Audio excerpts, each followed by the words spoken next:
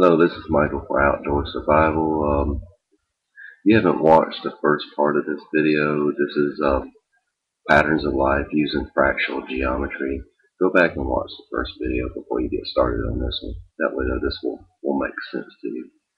And what I was talking about with fractal geometry is that a pattern keeps repeating itself, but it gets in smaller and smaller detail. And I was going to go and talk about how a river system works in that same way. I'm going to run through the headwaters all the way to the tidal river. That way you can kind of see what I'm talking about.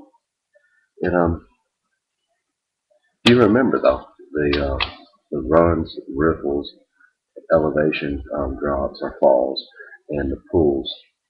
That kind of gives you the same pattern when I'm talking here. You go up to the headwaters. And the first thing that you're going to see is an elevation drop. Water is going to fall with gravity, so naturally it's going to create its own source. But you'll have seeps and springs over here that actually have water bubbling up out of it. And out of this, you'll have these little tiny creeks. I mean, if you can even call them creeks. Some people call them brooks. Some people just call them ravine drainages. But when you come up here, you're going to see the same pattern that I was talking about with ripples, um, elevation drops, pools, and runs. And it's just going to get bigger and bigger as you go down. This is basically a tributary that's coming into this one. There's a tributary coming into this one. And this pattern will keep repeating itself. What happens is when you're far up in near the springs, you end up with like spring pizza frogs and salamanders and newts and stuff like that. You're not really going to see a lot of fish. But as you go down, you're going to start seeing dances, darters, and little fish like that. And it's going to soon enough, you're going to get down to the waterfalls, and they're going to create pools, deep pools in the mountains. Usually these waterfalls start getting really large.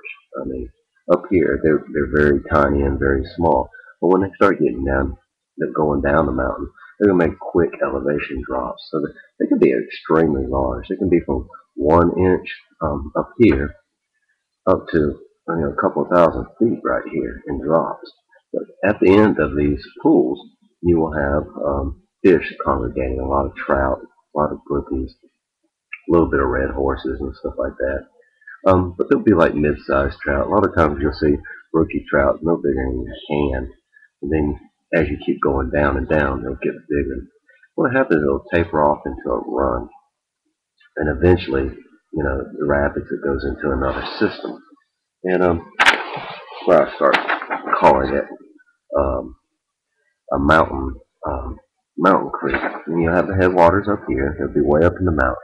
And as you're coming down, you'll see the same pattern. You'll see the tributary rivers coming in. They're just bigger headwaters from another source coming in and meeting the mountain creek. And then what will happen is you'll see these big pools starting to happen in the bends. And then you'll have elevation drops in the falls and on rapids or whatever. And they'll have pools there as well where the fish will congregate. And you just keep going around. You'll see the bend in here. There'll be like a rock bluff or something here that the water can't cut through. And there'll be pools where the tributary creeks come in. And just keep going. And you'll start getting a little bit bigger trout in these things. A lot of times up in North Georgia, you get trout, pretty good from your elbow all the way to your fingers. Pretty good sized trout in there. I mean, they look like miniature salmon. And then you come back over here, and it goes into another river system. But a lot of times you can find walleye, red-eyed bass. Depending on the walleye, normally come out of lakes, which I'm fixing to show you here. They'll stop walleye in lakes, mountain lakes. They'll have like this will be where the mountain creeks come in. You have mountain creeks coming in with the fingers. A lake is nothing but a river that's been dammed up. So you'll have an actual river that's running through here. And this man-made waterfall is no different than a natural waterfall. They will have pools down up under there where fish congregate. But a lot of times you can find, like up in the Rocky Mountains, you'll find natural lakes. Like you see in Grand Lakes, you can see Lone Pine Lake way up there. There's a series of 7 lakes, Spirit Lake, and stuff like that. And it'll just keep running down, and you'll come to these same pools in the bends after the falls. You have rivers, you have tributaries coming in, you have waterfalls that naturally just come in with elevation drops. And it just keeps repeating itself. And the fish, like in the rapids and stuff where the rocks would rocks would normally be, um, fish will congregate behind a rock while they're resting, and they'll hang. This is a rock, and they'll hang up on the edge line right here if they're feeding. And what'll happen is the food will come down, and they'll jump out and get it, and then it'll come back, and they'll rest in this eddy. Just kind of like a kayaker would do. The kayaker would come down here and rest within this little section, and then he would go on his way. The water starts to get a little stained right in there, right down in this type of river. It's actually gathering more and more soil, so it's going to be a little bit more stained. It's going to be cool water, not cold water like you would see up in the mountains where it's clear water and cold. The water is starting to get a little bit deeper, and so you can have a little bit warmer fish. You'll see the cats will start coming in, catfish. There'll be a lot of suckers, walleyes, trouts, and you'll start seeing bass come in. And the thing about um, dams, you'll have an overflow dam, which all the water comes totally over the dam, and that's a great big pool, and that's where the fish will be. But when the water comes from the bottom, where the water, fast water comes, will be the deeper side. And what the fish do, they kind of do like the eddy here, but they'll hang out on the slower water line, running along this blue deep line.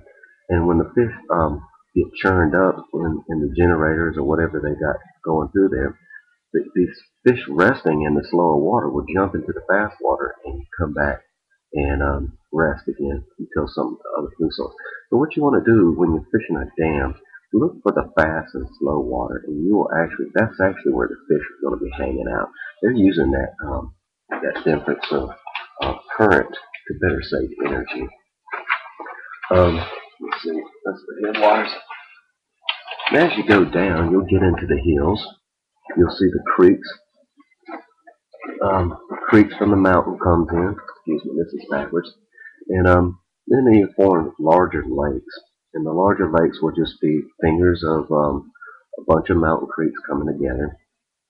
And they'll do the same thing. They'll have their dam, and they'll come in. You'll have the fast current water, the slow water where you can fish. And then you'll have tributary rivers right here. And this is where you start really finding the channels within inside a river. There'll be a river inside the river. You start getting this deep. They'll start forming bigger rivers. They do in the mountain creeks and the headwaters. It's just a little bit harder to see. But you will naturally start to see it easily here, that there'll be a deeper and a shallower side. And as it bends around, it'll slowly cut, the channel will cut through the other side, and then cut to the other side, and then you start to see a lot of catfish, bass, sunfish, and crayfish.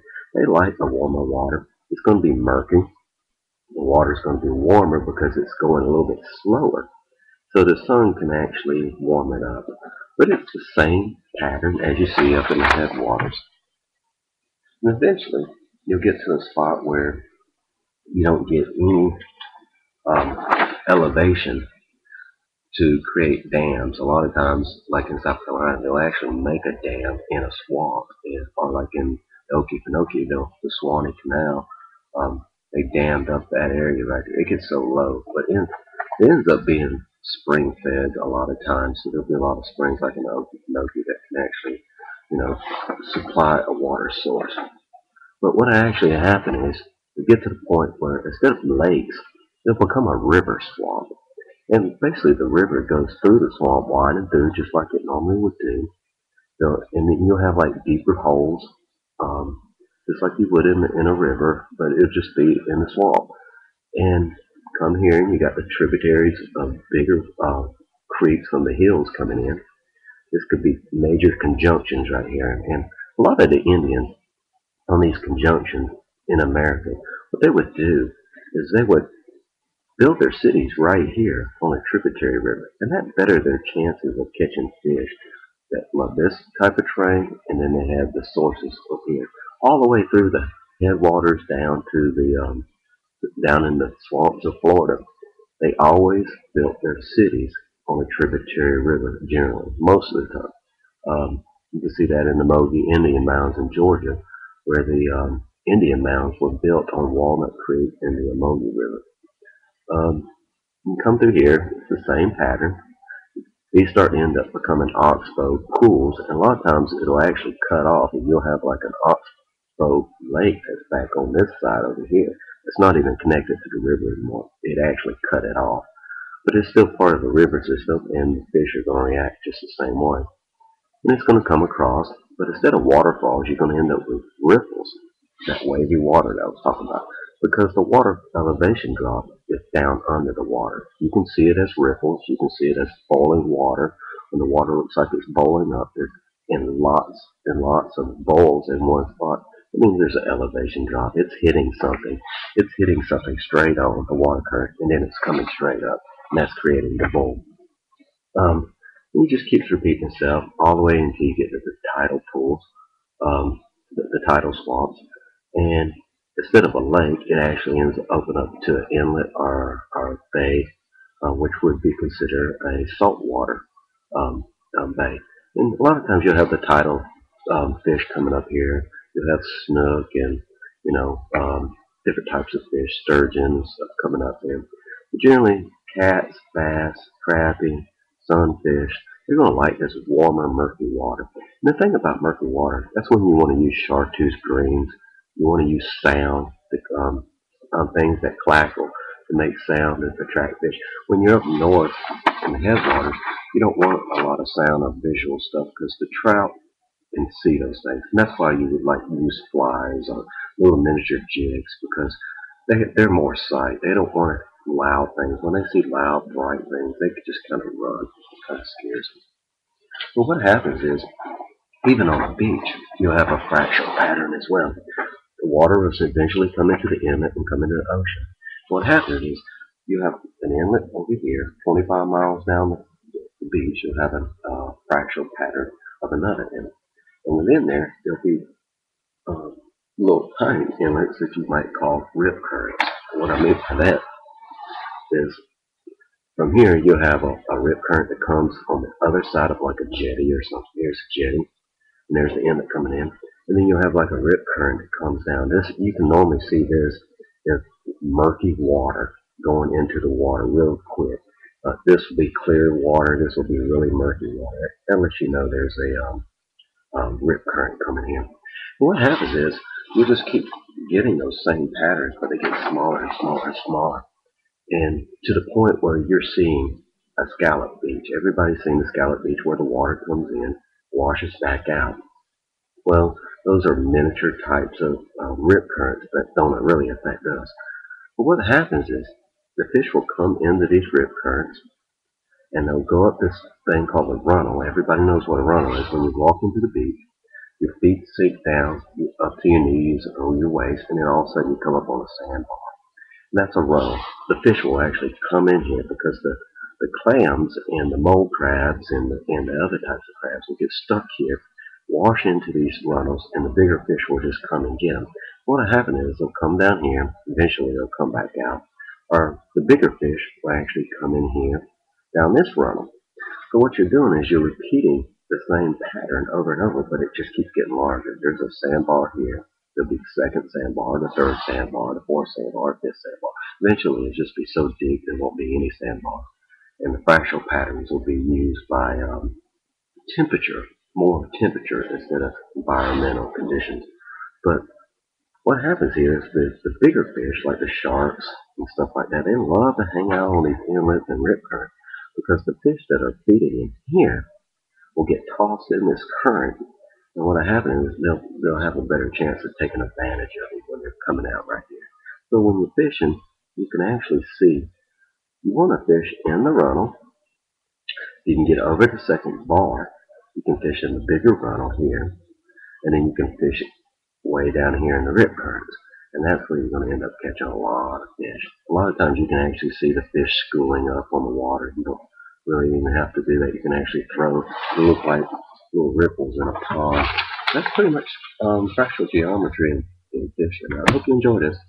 Thank you. Bye-bye.